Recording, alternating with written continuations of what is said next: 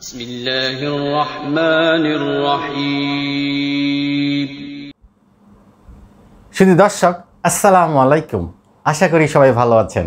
আজকে আমরা কোরআন পড়ি কোরআন বুঝে পারা 7 নিয়ে আলোচনা করব। যে পারার নামটি হচ্ছে ওয়া ইজা সামেও, অর্থাৎ এর অর্থ হচ্ছে তারা যখন শোনে।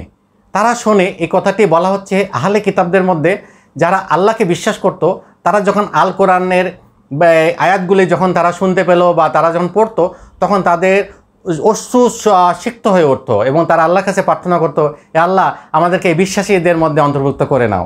আমরা আসি আমাদের আজকের আলোচনার পর্বে। আজকে আলোচনার বিষয় হচ্ছে সূরা আল মাইদার 83 থেকে 120 নম্বর আয়াত পর্যন্ত, তারপরে সূরা আল আনামের 1 থেকে 110 নম্বর আয়াত পর্যন্ত আমরা আলোচনা করব। সূরা আল মাইদার আমরা 3টি পয়েন্ট নিয়ে আলোচনা করব। প্রথমে হচ্ছে শপথের কাফারা। আমরা অনেক সময় বুঝে না বুঝে শপথ করে ফেলি। এই শপথটি যখন আমরা করে ফেলি তখন আমরা বিপদে পড়ে যাই। আসলে এই শপথটি করলাম, এটা না ভাঙলেও হচ্ছে না, আবার ভাঙলে কি শাস্তি হবে, সেই সমস্ত বিষয় থেকে আমরা মুক্ত পাওয়ার জন্যে আমরা ইচ্ছা করলে সূরা আল মাইদার 89 নম্বর আয়াতটি দেখতে পারি। সেখানে আল্লাহ তাআলা বলছেন, শপথের কাফারা হচ্ছে তোমরা 10টি মিসকিনকে মধ্যমানের খাবার খাওয়াবে, অথবা পোশাক দিবে, একটি দাসকে মুক্ত করতে পারো, অথবা 3টে রোজা রাখতে পারো। আল্লাহ তাআলা আমাদের জীবনকে সহজ করে দিচ্ছেন। আমরা যদি না বুঝে হঠাৎ করে কোনো শপথ করে ফেলে আল্লাহ তাআলা সেটা ধরবেন না, কিন্তু যেগুলো বুঝে আমরা শপথ করব আল্লাহ তাআলা বলছেন সেটাকে অবশ্যই তোমাদের ধরা হবে। তার জন্য আমার মনে হয় আমরা যে সমস্ত শপথ আমরা কিভাবে করি, আমরা বলে ফেলি অমুক লোকের সাথে কোনোদিন কথা বলবো না, অমুক জায়গায় কোনোদিন যাব না, ওই খাবার খাবো না। অনেক সময় আমরা শপথ করার ফলে এগুলো যদি ভাঙার প্রয়োজন হয়, তাহলে আমাদেরকে যে কাফারার কথা 89 নম্বর আয়াতে বলা আছে সেগুলো আপনি একটু পড়ে দেখবেন। এরপরে বলা আছে ইহরাম অবস্থায় শিকার। এখানে ইহরাম অবস্থায় শিকারে আমি 2টি বিষয় আমি দেখতে পারি। এখানে বলা হচ্ছে ইহরাম অবস্থায় শিকার আল্লাহ তাআলা নিষেধ করে দিয়েছেন। তার মধ্যে যারা আল্লাহকে ভয় করে কিনা, এই জন্যে ইহরাম অবস্থা থাকা অবস্থায় আল্লাহ তাআলা তাদের সামনে বহুত পশু পাখি পাঠিয়ে দিতেন, দেখতেন যাতে তারা আসলে শিকার করে কিনা।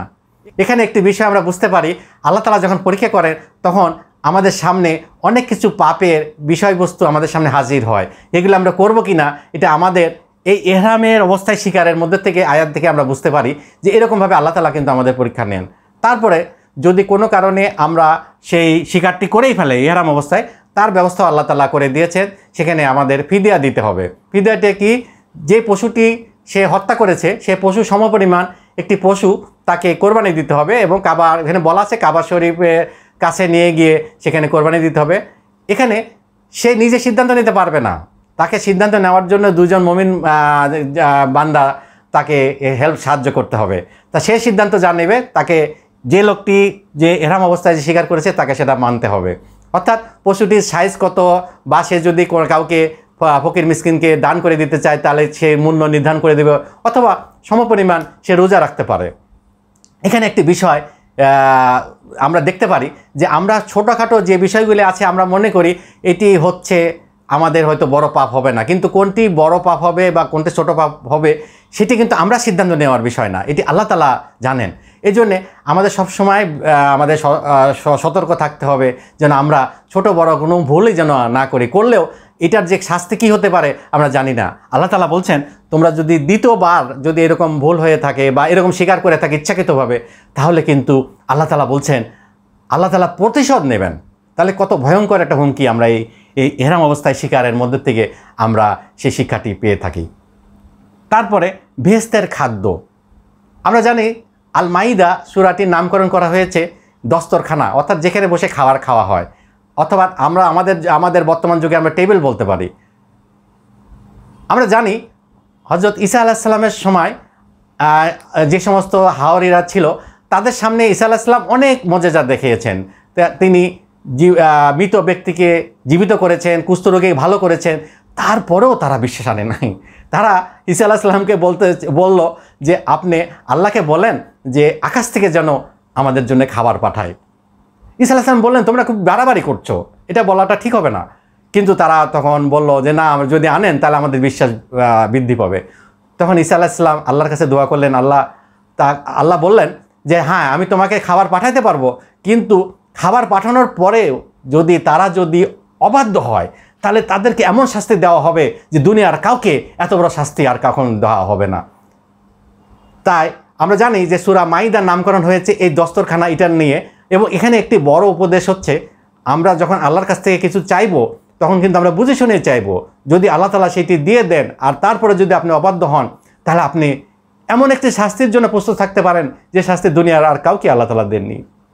তাই আমাদের এই সূরা মাইদার এই বেহেশতের খাবার এটি আপনারা পড়ে দেখবেন, এবং আপনারা পড়লে আপনারা হয়তোবা আরেকটি অ্যাঙ্গেল থেকে আপনারা এই বিষয়টি বুঝতে পারবেন। তারপর সূরা মাইদার শেষে বলা হচ্ছে এই আসমান জমিন সব কিছু আল্লাহর মালিক, এই বলে এখানে শেষ করা হচ্ছে। তারপরে আমরা দেখি সূরা আল আনাম, সূরা আনামের শুরুটাই হয়েছে সূরা মাইদা যেখানে শেষ হয়েছে সেখান থেকে, অর্থাৎ সমস্ত প্রশংসা আল্লাহ তাআলার জন্য যা যিনি আসমান জমিন সব কিছু সৃষ্টি করেছেন। সূরা আনআম যেটি মক্কায় অবতীর্ণ, এর আগের যতগুলি সূরা পড়েছি আমরা 5টি সূরার মধ্যে সূরা আল ফাতিহা বাদে সবগুলি ছিল মদিনায় অবতীর্ণ। তাই আপনারা দেখবেন এই সূরার মধ্যে যে সমস্ত বিষয়গুলি আছে সেগুলি একটু অন্যরকম, তবুও আপনারা পড়লেই বুঝতে পারবেন এগুলির মধ্যে দিয়ে বেশ কিছু যুক্তি আছে অবিশ্বাসীদের নিয়ে, অবিশ্বাসীরা কীভাবে যুক্তি স্থাপন করতো রাসূলুল্লাহর সেই নবী হিসাবে গ্রহণ করার ব্যাপার নিয়ে। আসুন আমরা সেই বিষয় নিয়ে আলোচনা করতে যাচ্ছি। প্রথমে বলা হচ্ছে অবিশ্বাসীদের যুক্তি। যখন রাসূলুল্লাহ মক্কাতে যখন ইসলাম ধর্ম প্রচার করছিলেন তখন সাধারণ মানুষ বলছিল যে আল্লাহ যদি কোরআন নাজিল করে তবে বই আকারে কেন নাজিল করলেন না। আল্লাহ তাআলা বলছেন আমি যদি কাগজের বই আকারেও যদি তাদের সামনে নাজিল করতাম তবুও তারা বিশ্বাস করতো না, তারা কাগজটি হাত ধরে দেখতো তারপর তারা বিশ্বাস করতো না। তারপরে অনেকে বলতো আল্লাহ তাআলা যদি কোরআন নাজিল করেন তবে ফেরেশতা পাঠালেন না কেন, ফেরেশতা তো আমাদেরকে এই কোরআন নাজিল করে দিতে পারতো। তখন আল্লাহ তাআলা বলছেন আমি যদি ফেরেশতা পাঠাতাম তবে অবশ্যই তাকে মানুষের রূপেই পাঠাতাম। মানুষের রূপে পাঠানোর পরে এখন তারা যেভাবে মিথ্যা প্রচারে ব্যস্ত ঠিক সেইভাবে তারা সেই অবস্থাও তারা ওই মানুষ রূপে যে ফেরেশতা পাঠানো হচ্ছে তার বিরুদ্ধেও তারা ষড়যন্ত্র শুরু করে দিত। অর্থাৎ বিশ্বাসীরা কোনো মতেই কোনোভাবেই তারা বিশ্বাস করবে না। তাই আমাদের মনেও যদি এরকম উপলব্ধি হয় যে আরও বড় বড় নিদর্শন যদি আল্লাহ তাআলা দেখাতেন তাহলে তো অবিশ্বাসীরা বিশ্বাস স্থাপন করত। আসলে এই সমস্ত উদাহরণ থেকে বোঝা যায় আল্লাহ তাআলা পরিষ্কার উদাহরণ দিয়ে বুঝিয়ে দিচ্ছেন যে এই সমস্ত করে কোনো কাজ হবে না, অবিশ্বাসীরা কোনো মতেই বিশ্বাস করবে না। তারপরে খ নম্বরে বলা হচ্ছে সালামুন আলাইকুম। আমরা সারা পৃথিবীতে আমরা অভিবাদন করে থাকি, ইসলামিক অভিবাদন হচ্ছে আসসালামু আলাইকুম।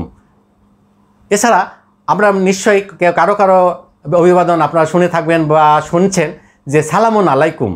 আপনারা তো জানেন না এটি আসলে কোথার থেকে আছে। এটি সূরা আল আনামের 54 নম্বর আয়াতে এটি বলা আছে, আপনারা পরেই দেখতে পারবেন। সেখানে বলা হচ্ছে এ রাসূল তোমার কাছে যখন আয়াতের বিশ্বাসীরা যখন তোমার কাছে আসে তখন তুমি তাদেরকে বলো সালামুন আলাইকুম, অর্থাৎ তোমাদের প্রতি আল্লাহর শান্তি বর্ষিত হোক। এবং আল্লাহ তাআলা বলছেন এর ফলে আল্লাহ তাআলা তাদের উপর শান্তি বর্ষণ করাটা আল্লাহর জন্যে অবশ্য করণীয় হয়ে যায়, এবং যারা তওবা করে আল্লাহ তাদেরকে ক্ষমা করে দেন। এখানে আমার একটি অবজারভেশন আছে, আমরা সারা দুনিয়ার মানুষরা আসসালামু আলাইকুম বলে, আমরা যদি সালামুন আলাইকুম বলি তার তো কোনো সমস্যা নেই। তাই আপনার ইচ্ছা করলে সালামুন আলাইকুমও বলতে পারেন আল কোরআন অনুসারে, আবার আসসালামু আলাইকুম বলতে পারেন, যেহেতু এটি আমাদের দুইটাই আমাদের জন্য এটি প্রযোজ্য। জাস্ট এই ব্যাপারটি আপনারা খেয়াল রাখলেই চলবে। তারপরে গ আয়াত নিয়ে হাসি তামাশা। আজকাল ফ্রি ইন্টারনেট জগতে আয়াত নিয়ে অনেক হাসি তামাশা করা হয়। এখানে আমাদের কি কর্তব্য? এটি আমার মনে হয় আয়াত সূরা আল আনামের 68 থেকে 70 নম্বর আয়াত আমরা যদি দেখি তাহলে কিন্তু আমরা বুঝে যাব আল্লাহ তাআলা আসলে কি বলছেন। এখানে বলা হচ্ছে যেখানে হাসি তামাশা হচ্ছে আয়াত নিয়ে তোমরা সেখানে থেকো না, সেখান থেকে তোমরা চলে আসো। তারপরও যদি তোমাদের ভুলে যাও সেখানে চলে আসতে শয়তান যদি তোমাদের ভুলে রাখে, যখনই মনে হবে তখন দিয়ে তোমরা চলে আসবে। আল্লাহ তাআলা বলছেন যে যারা হাসি তামাশা করছে তাদের জন্য আল্লাহ তাআলা শাস্তি নির্দিষ্ট করে রেখেছেন। তোমরা যদি মনে করো তাদের এই শাস্তির লাঘব হতে পারে তোমরা তাদেরকে উপদেশ দিতে পারো, কিন্তু এখানে সবচেয়ে উত্তম হচ্ছে আমরা যদি বোঝাইতে পারি, তাদের উপদেশ দিতে পারি, আয়াত নিয়ে তাদের কথা বলতে পারি, অবশ্যই বলবো। কিন্তু তারা যদি অ্যাডামেন্ট থাকে যে না আমরা কিছুতেই মানব না, তবে ওখান থেকে আমাদের চলে আসাটাই উত্তম। কেন আল্লাহ তাআলা বলছেন যে তোমরা সেখানে থাকবে না, তোমরা সেখানে জয়েন করবে না। উপরন্তু দেখা যায় যে সেখানে আমাদের কিছু কিছু মুমিন বান্দা সেখানে এমন এমন মন্তব্য করা শুরু করে যে জিনিসটি হয়তোবা তাদের মতো করে গালি পর্যায়ে চলে যায়। আমাদের আরেকটি খেয়াল রাখতে হবে, এই সূরা আনামের 108 নম্বর আয়াতে আল্লাহ তাআলা বলছেন তারা যে তাদেরকে সৃষ্টিকর্তা বা তাদের দেবদেবীদের মানে তোমরা কখনো ভুলেও তাদেরকে গালি দিবে না। যদি সেই সমস্ত দেবদেবীদের গালি দাও তাহলে তারাও ভুলে আল্লাহকে গালি দেওয়া শুরু করবে। তাহলে কত ভয়ঙ্কর! আমরা অবশ্যই অন্য ধর্মের প্রতি সম্মান তো রাখবই, তাছাড়া তাদের দেবদেবীদের আমরা কখনোই গালি দিতে যাব না। তারা যদি আমাদের গালিও দেয় তা আমরা চুপ করে থাকাটাই আমার মনে হয় উত্তম। এখান থেকে আমরা বুঝতে পারি আয়াত নিয়ে হাসি তামাশার যে আল্লাহ তাআলা যে নির্দেশ আছে আল কোরআন থেকে আমরা আরও সুন্দরভাবে পড়ে দেখব, চিন্তা করব, দরকার হলে আরও যারা আল কোরআনে গবেষণা করে তাদের কাছ থেকে আমরা আরও কিছু শিখবো ইনশাল্লাহ। তারপরে ইব্রাহিম আলাইহিস সালামের তাওহীদি চিন্তা, এটি আমরা 74 নম্বর আয়াত থেকে 79 নম্বর আয়াতের মধ্যে আমরা এই বিষয়ে বিস্তারিত জানতে পারি। আল্লাহ তাআলা ইব্রাহিম আলাইহিস সালামকে সারা বিশ্ব ব্রহ্মাণ্ডের সৃষ্টিকর্তা নিয়ে চিন্তা ভাবনা করালেন। একবার ইব্রাহিম আলাইহিস সালাম চিন্তা করলেন তার রবকে। উনি তখন আকাশের তারার দিকে তাকিয়ে ভাবলেন এই আমার রব। কিন্তু রব যখন ডুবে গেল তখন বললেন না, রব তো ডুবে যেতে পারে না। তখন উনি ঝলমলে চাঁদকে দেখলেন, চাঁদকে দেখে ভাবলেন এই চাঁদই আমার রব। কিন্তু চাঁদ যখন ডুবে গেল তখন উনি বুঝলেন যে না, রব তো এ হতে পারে না, যে ডুবে যায় সে কীভাবে রব হয়।